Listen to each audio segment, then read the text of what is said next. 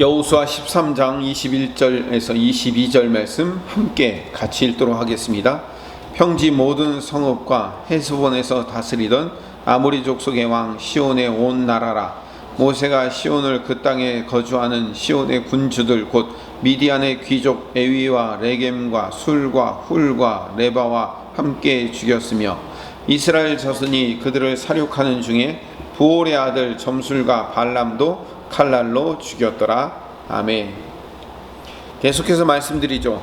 여호수아 13장은 요단 동편에 대한 땅의 분배 과정을 설명하고 요약한 내용인데 15절부터 23절은 르우벤 지파의 땅 분배 과정, 24절부터 28절은 갓 지파의 땅 분배 과정, 29절에서 31절은 므낫세 반 지파에 대한 땅 분배 과정을 설명하고 있습니다. 르우벤 지파의 땅 분배하는 과정 가운데 오늘 21절과 22절에 보면, 먼저 21절에 보면 헤스본에서 다스리던 아모리 족속의 왕 시온의 온 나라를 정복한 이야기를 하는 과정 중에, 이거는 요단 동편에 있었을 때 모세와 함께 이 놀라운 일을 일으켰죠. 모세가 시온의 땅을 거주하는 그 시온의 군주들, 미디안의 5 귀족이라고도 불리우는 이 시온의 군주들 왕 5을 함께 죽였다고 말하고 있습니다. 근데 더 중요한 것은 22절입니다. 그 시온의 왕과 군주들을 죽이는 과정에서 22절에 이스라엘 자손이 그들을 살육하는 중에 부올의 아들 점술과 발람도 칼날로 죽였더라 라고 얘기하고 있습니다. 부올의 아들 점술과 발람을 죽인 일을 다시 한번 반복해서 이야기하고 있습니다. 발람에 대한 심판당한 이야기가 등장하는 거죠. 발람은 우리가 흔히 발람 선지자인데 발람은 성경에서 단 한 번도 선지자라고 불리운 적이 없습니다. 오늘 본문에 보면 부올의 아들 점술과 발람이라고 되어 있습니다.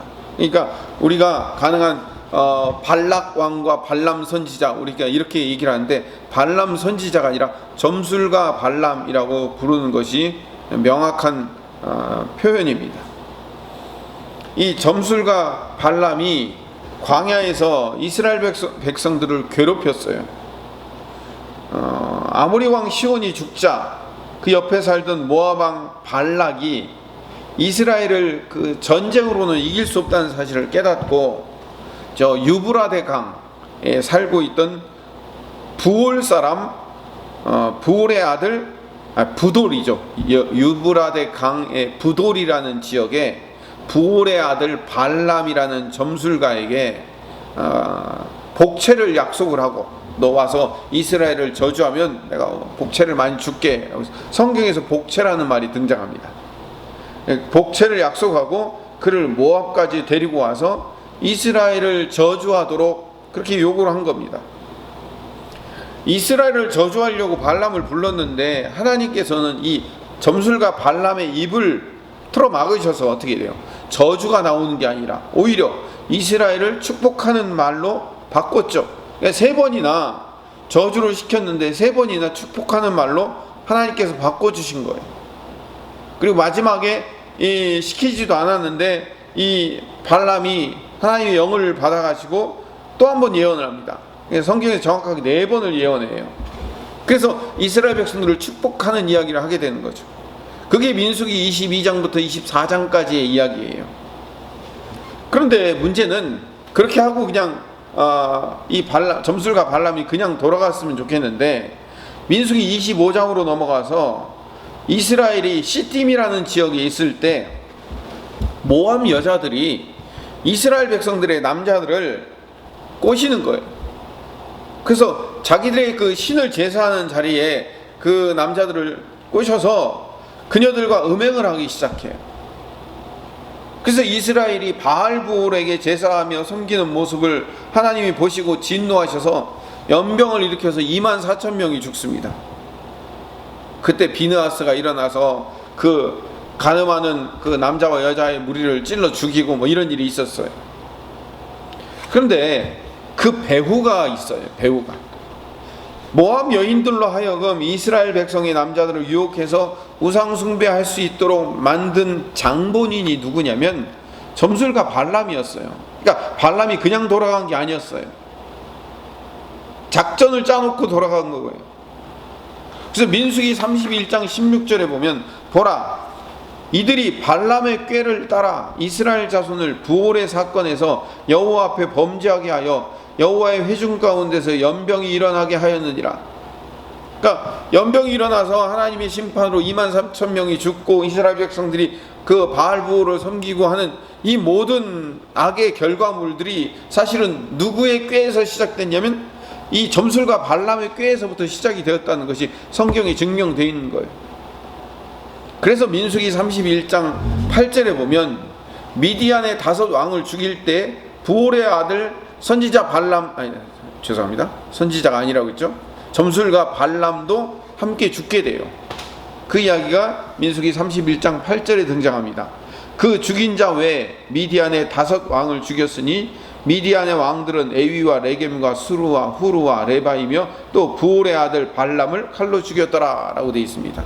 그러니까 오늘 우리가 읽은 여호수아 13장 21절부터 22절의 말씀을 이 민수기 31장 8절에 다시 그대로 반복하고 있었던 거예요.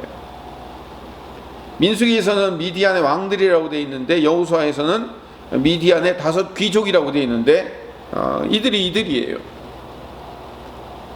자, 그리고 사건이 끝나긴 했지만 오늘 본문 여호수아에서 다시 한번 그 이야기를 반복하고 있어요. 반복하는 이유가 뭐죠? 강조하기 위해서 그런 거죠. 발람 이야기는 신약에서도 여러 번 등장합니다. 요한계시록에까지 적용이 돼서 성도들을 미혹하여 그릇된 길로 빠지게 만드는 거짓 교사들의 상징으로 이 발람이 등장합니다. 구약의 마지막 미가서 6장 5절에 보면 내 백성아 너는 모압 왕 발락이 꾀한 것과 부올의 아들 발람이 그에게 대답한 것을 기억하며 시딤에서부터 길갈까지의 일을 기억하라 라고 되어 있습니다. 이 시딤이 어디냐면 바로 바알 부올에게 제사 지나다가 24,000명이 죽임을 당한 그곳이 시딤이에요. 그러니까 시딤에서 발락 왕이 점술가 발람을 불러 이스라엘을 저주하려고 하고 그게 안 되니까 발락 선지자가 발람 점술가가 이스라엘 백성들에게 바알 부올을 섬길 수 있도록 계략을 꾸민 곳 거기가 시딤이거든요. 그러니까 시딤에서부터 길갈까지의 일을 기억하라 라고 얘기한 건 하나님이 성도들을 미혹하는 악을 반드시 심판하실 것이다 라는 이야기를 하고 있는 거예요. 그래서 당신의 백성들의 손으로 심판하실 거고 결국 이 점술가 발람이 하나님의 백성인 이스라엘 백성들의 손에 의해서 심판당하게 된 거죠. 신약으로 넘어가면 신약 베드로후서가 뭐냐면 거짓 교사들에 관한 이야기예요. 그 베드로후서 거짓 교사들에 관한 이야기를 보면 베드로후서 2장 1절 위에 제목이 써 있죠. 뭐라고 써 있습니까? 거짓 선지자들과 거짓 선생들이라고 되어 있어요. 이 이야기는 유다서는 한 장밖에 없으니까 유다서 4절부터 13절에 반복되는 이야기예요. 이 거짓 선생들, 거짓 선지자들은 구약에 있었던 거짓 선지자를 얘기하고 신약에서는 그들을 거짓 선생들 또는 거짓 교사라고 불러요. 2장 1절을 같이 읽어봅시다. 시작. 그러나 백성 가운데 또한 거짓 선지자들이 일어났었나니 이와 같이 너희 중에도 거짓 선생들이 있으리라. 그들은 멸망하게 할 이단을 가만히 끌어들여 자기들을 사신 주를 부인하고 임박한 멸망을 스스로 취하는 자들이라 라고 되어 있어서 구약에서는 거짓 선지자라고 불리우고 신약에서는 거짓 선생들 또는 거짓 교사라고 불리우는 자들이에요. 나중에 이들의 가장 핵심이 뭐냐면 2장 3절을 봅시다. 2장 3절. 여러분 펜이 있는 사람들은 2장 3절에 줄을 쳐서 같이 읽읍시다. 시작. 그들이 탐심으로써 지어낸 말을 가지고 너희로 이득을 삼으니 그들의 심판은 옛적부터 지체하지 아니하며 그들의 멸망은 잠들지 아니하느니라. 이 거짓 선생들과 거짓 교사들, 거짓 선지자들의 가장 큰 목표가 뭔지 아십니까? 왜 그들이 거짓말을 행해서 백성들을 미혹하고 그들을 멸망에 빠지도록 만드는지 아십니까? 그 근본 이유가 뭐냐면 2장 3절에 그들이 탐심으로써 지어낸 말을 가지고 너희로 이득을 삼으니, 이게 핵심이에요. 아주 빨간 줄을 쳐놔야 돼요. 그 거짓 교사들은 탐심을 갖고 있어요. 그래서 말을 지어내요. 같은 성경 말씀을 읽고 그것을 성도들에게 전달할 때도 그것을 어떻게 하는 거예요? 자기 말로 교묘하게 지어내는 거예요. 바꿔서 표현하는 거예요. 그래서 너희로 이득을 삼으니, 이 백성들을 이득 삼는 데 활용하는 거예요. 성도들의 숫자를 불리고 교인들의 숫자를 불려가지고 그 숫자 불리는 것이 자기 그 거짓 교사들의 이득이 되는 거예요. 이게 거짓 교사의 역할인 거예요. 그들은 심판당할 수밖에 없어요. 2장 15절을 봅시다. 같이 읽읍시다. 2장 15절. 그들이 바른 길을 떠나 미혹되어 보올의 아들 발람의 길을 따르는도다. 그는 불의의 삭슬 사랑하다가. 발람 점술가가 왜 실패하고 왜 결국은 실패할 수밖에 없었죠? 불의의 삭을 사랑하다가, 발락 왕이 주는 불의의 삭, 즉 복채를 위해서 가지 말라고 한 길을 가잖아요. 처음에 하나님이 발람 점술가가 갈까요 말까요 하니까 하나님 뭐라고 그랬어요? 가지 말라고 그랬잖아요. 근데도 끝까지 가보고 싶습니다, 가야 되겠습니다 라고 얘기하니까 어떻게 해요? 허락한 거잖아요. 그런데 반 허락한 거예요. 나중에 나귀가 나타나서 어떻게 해요? 막았잖아요. 나귀가 말을 하는 일까지 일어난 거예요. 그럼에도 불구하고 이 점술가 발람은요, 영적인 눈이 멀고 귀가 닫혔어요. 왜 그랬을까요? 발락 왕이 주는 이 복채에 관심이 있었기 때문에 그런 거예요. 유다서 1장 11절에서도요, 화 있을진저 이 사람들이여 가인의 길에 행하였으며 삭슬 위하여 발람의 어그러진 길로 몰려갔으며 고라의 폐역을 따라 멸망을 받았도다. 그 구약 성경의 대표적인 세 인물이 등장해요. 하나는 가인, 하나는 발람, 하나는 고라. 이 불순종의 세 인물 중에서 두 번째 인물이 발람인데 삭슬 위하여 어그러진 길로 갔다는 거예요. 그만큼 이 발람 선지자는 불의한 이익을 위해서 탐심으로 이를 그르치게 만드는 대표적인 거짓 교사들의 전형적인 모델로 사용되는 겁니다. 나중에 요한계시록 2장 14절에 가보면 그러나 내게 두 가지 책망할 것이 있나니 거기 내게 발람의 교훈을 지키는 자들이 있도다. 발람이 발락을 가르쳐 이스라엘 자손 앞에 걸림돌을 놓아 우상의 제물을 먹게 하였고 또 행음하게 하였느니라 라고 해서 버가목 교회를 책망하는 과정 가운데 거짓 교사들이 이 니골라 당이 등장해요.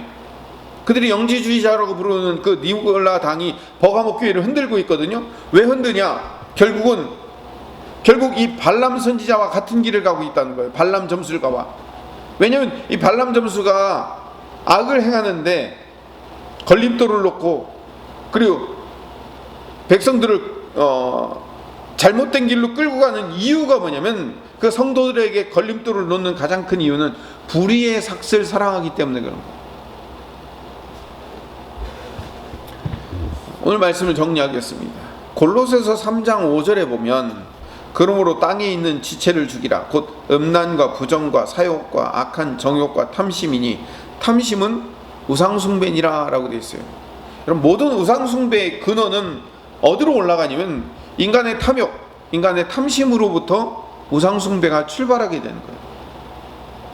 우리가 이 땅의 지체를 죽이라라고 되어 있는데 우리가 이 땅의 지체를 죽여야 되는 죽여야 될 가장 중요한 핵심 지체가 뭐냐면 바로 탐심이에요. 탐심으로부터 자유하게 해달라고 우리는 늘 기도해야 돼요. 이 욕망이죠. 우리 인간의 모든 욕망을 채울 수가 없어요. 우리의 간절한 욕망이 채워지면 그걸로 끝나는 게 아니죠. 또 다른 욕망이 또 생기잖아요. 더 큰 욕망이 생기잖아요. 인간의 욕망은 채울 수 없습니다. 그러면 이 인간의 욕망, 영원한 갈망과 공허함을 누가 채울 수 있을까요?